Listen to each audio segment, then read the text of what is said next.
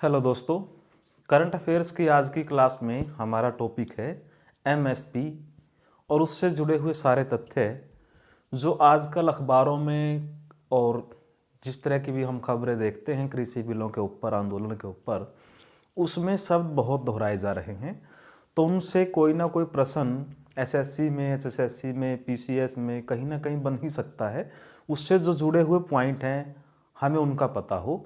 तो देखिए दोस्तों, पूरे देश में जो आंदोलन चल रहा है उसके और आज की हमारी क्लास के सेंटर में एमएसपी ही है। एमएसपी का मतलब क्या है? न्यूनतम समर्थन मूल्य यानी मिनिमम सपोर्ट प्राइस। इसको जारी करती है सरकार। एमएसपी को जारी करने वाली है सरकार। और ये कब शुरू हुआ? 1964 या 1960 और 70 के बीच का जो वक्त है, ख़ासतौर से जो ग्रीन रेवोल्यूशन का हमारा समय था, ताकि खाद्यान्न संकट से भारत को उभारा जा सके। तो हरित क्रांति से जुड़ा हुआ है। न्यूनतम समर्थन मूल्य सरकार जारी करती है। सरकार भी इसको क्यों जारी करती है दोस्तों? सरकार के जारी करने के पीछे कारण है पीडीएस यानी पब्लिक डिस्ट्रीब्यूशन सिस्टम, यानी सार्वजनिक वितरण प्रणाली जिसको हम बोलते हैं, सार्वजनिक वितरण प्रणाली। और इसका मतलब क्या है सार्वजनिक वितरण प्रणाली का?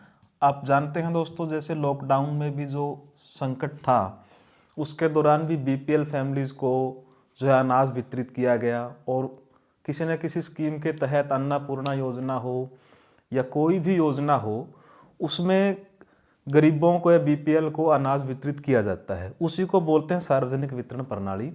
यानी सरकार किसानों से खरीद के अपने एजेंट के माध्यम से अनाज को स्टोर करती है, एफसीआई और नेफेड के माध्यम से।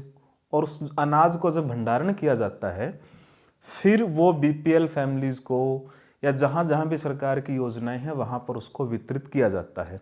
यानी आप कह सकते हैं कि सरकार गरीब लोगों को बांटने के लिए, बीपीएल्स को बांटने के लिए अनाज को खरीदती है किसानों से अपने एजेंट के माध्यम से। तो एमएसपी यानी गेहूं है, चावल है या कोई भी जो फसल 23 तरह की फसलों के ऊपर, यानी अभी वर्तमान में 23 कृषि जिन्स जिनको हम बोल सकते हैं, जो 23 उपज हैं उनके ऊपर सरकार एमएसपी जारी करती है। यानी उससे कम में कोई भी खरीदारी नहीं हो सकती। और कृषि बिलों का मुद्दा यही है कि आप एमएसपी का जिक्र इस कृषि बिल के अंदर क्यों नहीं कर रहे हैं, उसको लिखित में आप क्यों नहीं देते? क्योंकि अगर न्यूनतम भी एक मूल्य नहीं है तो फिर जो है एक्सप्लॉयटेशन की सिचुएशन आ जाती है। सरकार की तरफ से जो रेट है कम से कम वो एक गारंटी होता है कि इससे कम में तो किसान की फसल नहीं खरीदी जाएगी, नहीं तो फिर मंडियों के अंदर या व्यापारी हैं, आड़ती हैं, शोषण कर सकते हैं, जो एक मुख्य डर है। तो एमएसपी कितनी फसलों के ऊपर? 23 फसलों के ऊपर वर्तमान में। कौन जारी करता है? गवर्नमेंट। कब शुरू हुआ?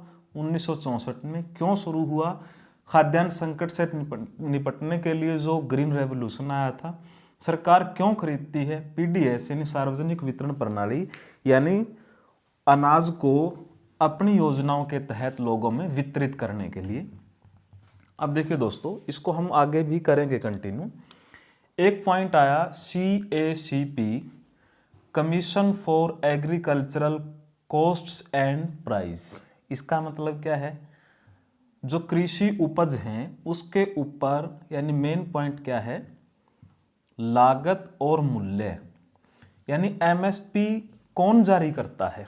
सरकार तो करती ही है, लेकिन सरकार ने उसके लिए एक आयोग बनाया हुआ है जिसको बोलते हैं CACP, यानी कमीशन फॉर एग्रीकल्चरल, यानी कृषि से संबंधित कॉस्ट्स एंड प्राइस, के इस फसल के ऊपर कितनी लागत आई है और किसान को फायदा देने के लिए इसका मूल्य कितना हो।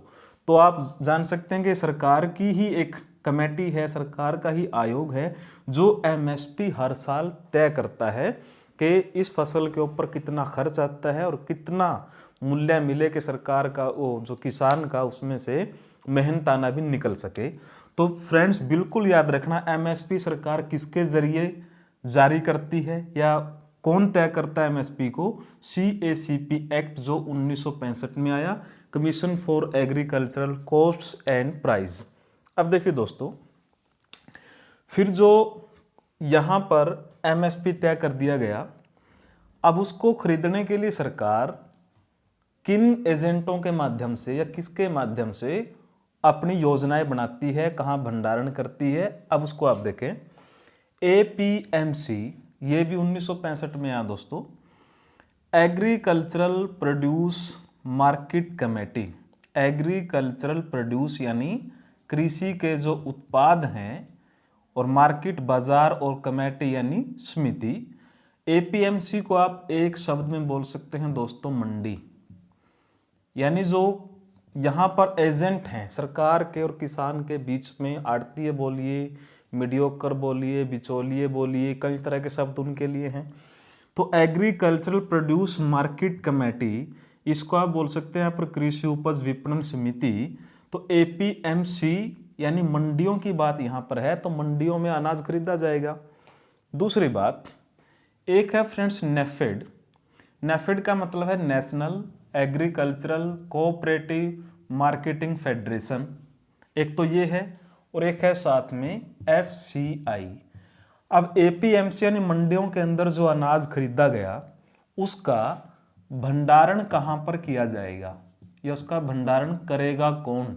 तो नेफेड और एफसीआई उस पूरे के पूरे अनाज के भंडारण की जिम्मेदारी होती है national agricultural cooperative marketing federation of India limited, जो 2 अक्टूबर 1958 को शुरू किया गया।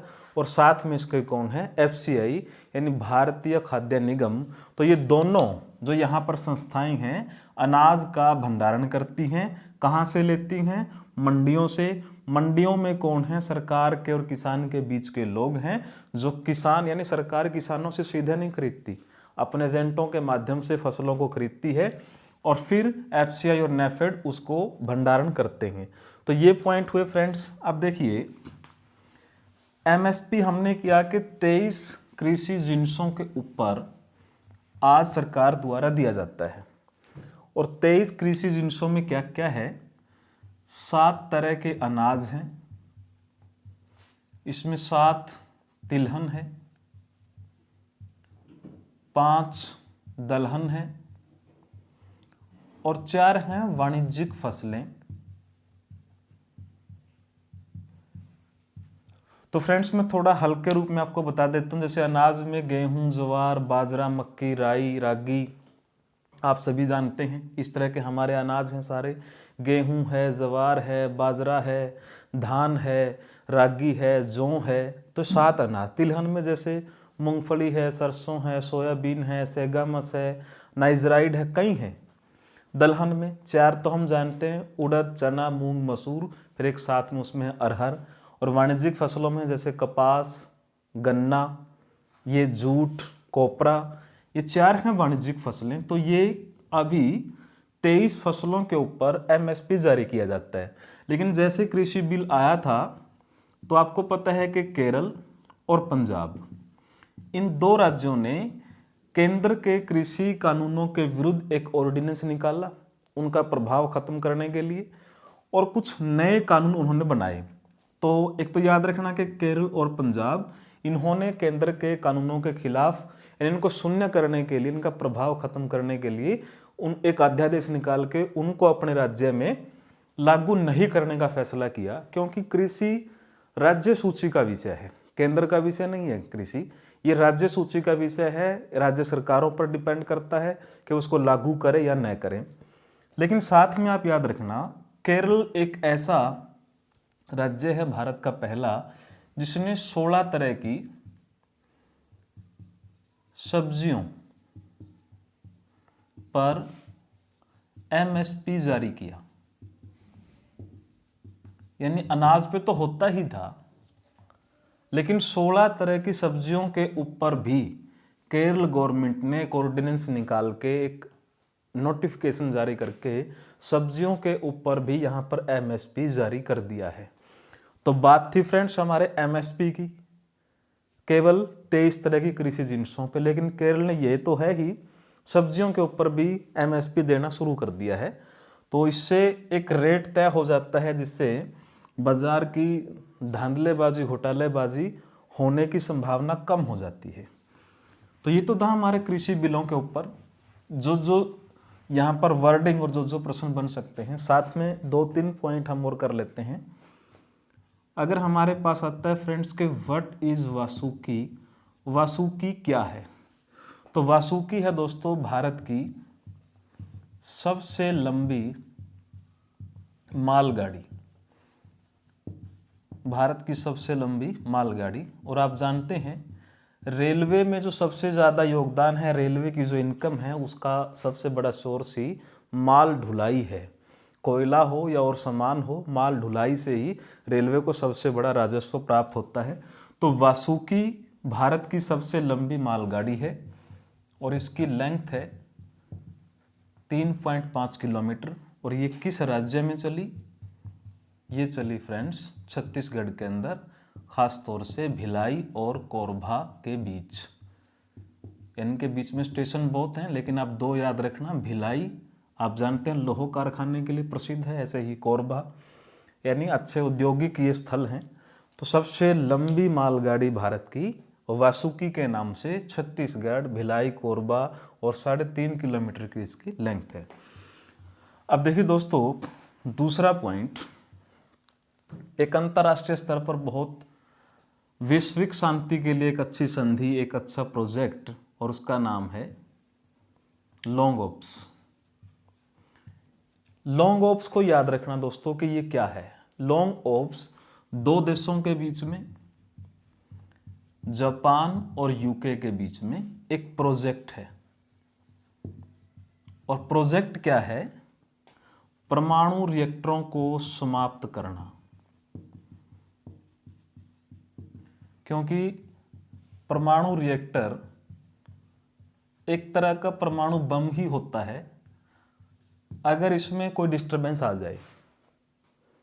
यानी परमाणु रिएक्टर में और परमाणु बम में थोड़ा ही फर्क है, क्योंकि यहाँ पर एक कंट्रोल चेन प्रोसेस होता है, नियंत्रित श्रृंखला अभिक्रिया होती है, जबकि परमाणु बम में अनियंत्रित। लेकिन अगर किन्हीं टेक्निकल मिस्टेक्स की वजह से अगर यहाँ भी जो परमाणु की अभिक्रिया चल रही है वो अनकंट्रोल हो जाए तो रिएक्टर बिकम्स बम, तो रिएक्टर भी बम का काम कर सकता है। तो जापान और यूके ने एक प्रोजेक्ट चलाया जिसमें परमाणु रिएक्टरों को समाप्त कर दिया जाए, क्योंकि इनके हिसाब से बहुत बड़े पैमाने पर समुद्री और कई जगह पर जो प्रदूषण है वो फैलता है। तो ये थे फ्रेंड्स हमारे आज के करंट अफेयर्स। अगली क्लास में हम फिर मिलेंगे, तो तब तक आप देखते रहिए और तैयारी करते रहिए। धन्यवाद।